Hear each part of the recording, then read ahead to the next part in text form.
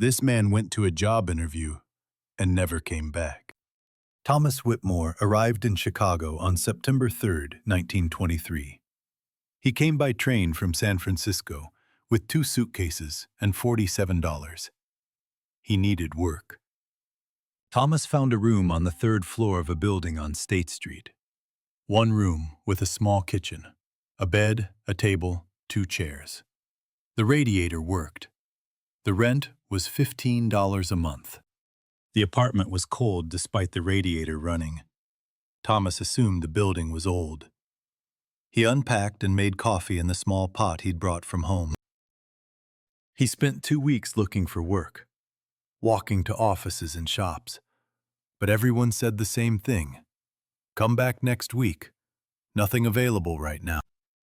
By the end of September, Thomas's money was running low. He needed work soon. On October 1st, a letter arrived under his door, typed on thick paper. It offered him an interview for a clerk position at a private residence outside the city. The pay was $30 a week, more than Thomas expected. The address was at the bottom. A house on a street Thomas didn't recognize. The date? October 2nd, 10 o'clock in the morning. Thomas read it 3 times. Something felt strange. Why would a private residence need a clerk? But $30 a week was too much to pass up. The next morning, Thomas put on his best suit and left at 8:30. The streetcar took him to the edge of the city. The conductor said the address was another mile north. Thomas walked. After 40 minutes, he found the house. It sat back from the road, half hidden by overgrown bushes. The paint was peeling. Windows on the 2nd floor were broken. It looked abandoned. Thomas checked the letter. This was the address. He walked to the front door and knocked. No answer. He tried the handle, unlocked. The door swung open. Thomas stepped inside and called out. His voice echoed. No response. The entry hall was bare. Wallpaper with a floral pattern covered the walls, faded and water-stained. 3 doorways branched off from the hall.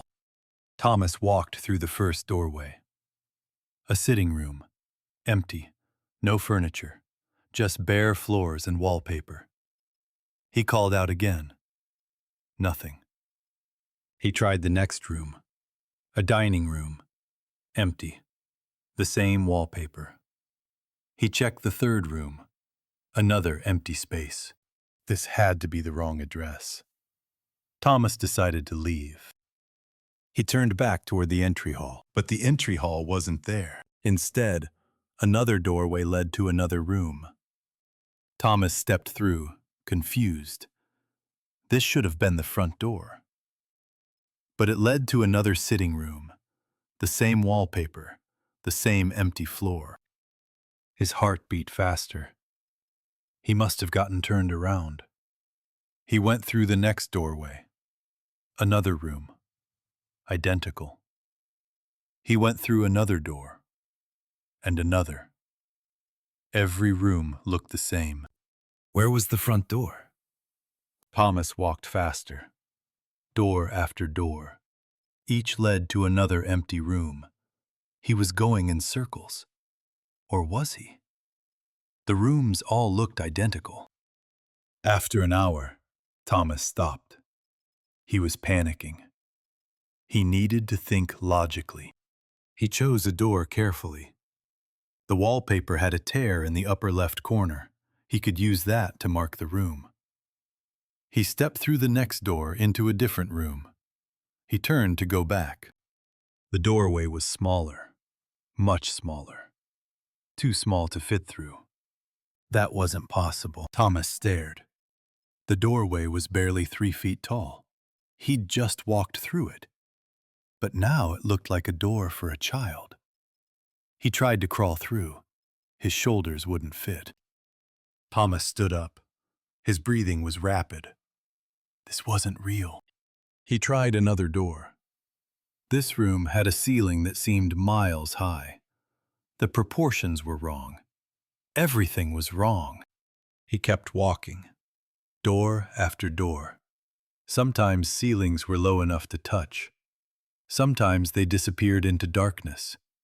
Sometimes rooms were so narrow he turned sideways. Sometimes they stretched forever.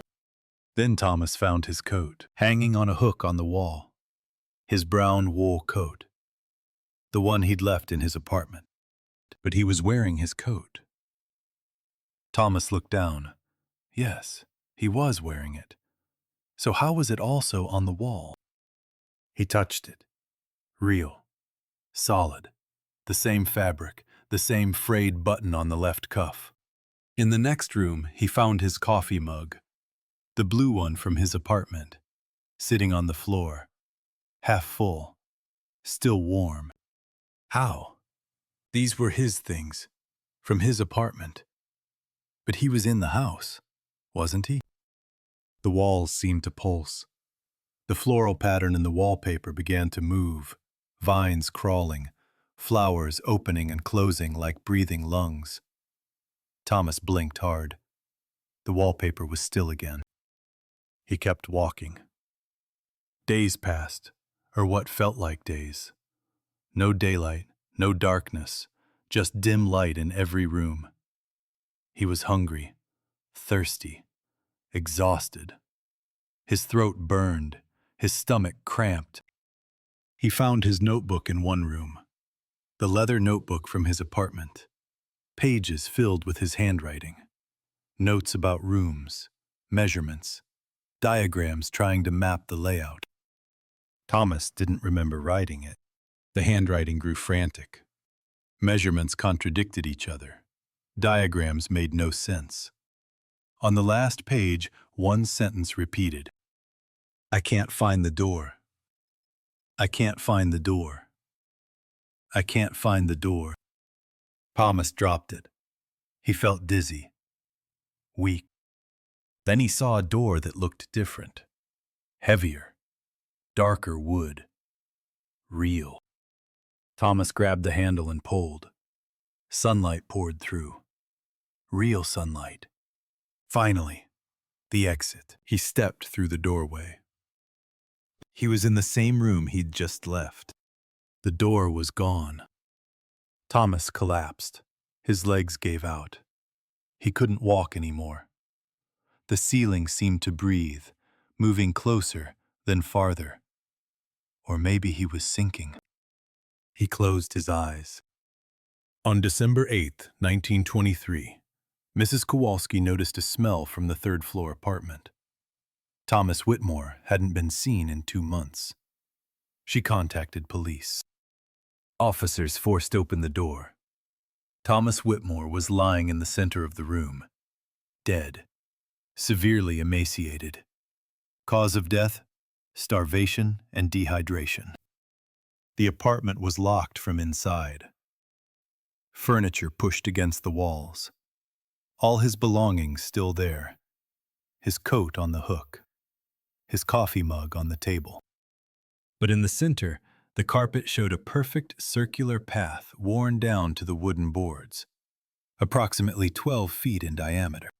Thomas had walked in circles, around and around, for weeks, until he collapsed.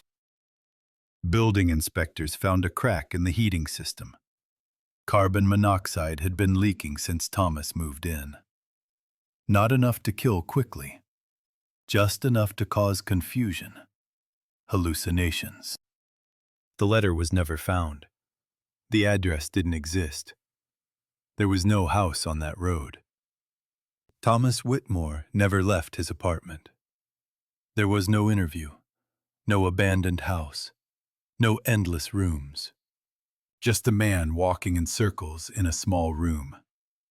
Trapped in his own mind, slowly starving while his brain invented a prison he couldn't escape. The carbon monoxide built up so gradually he never noticed. The headaches, the dizziness. By the time hallucinations started, he was too disoriented to recognize it. Mrs. Kowalski had the heating repaired. She rented the apartment in January. The circular path was still visible beneath the rug she placed over it. She never told the new tenant what happened there.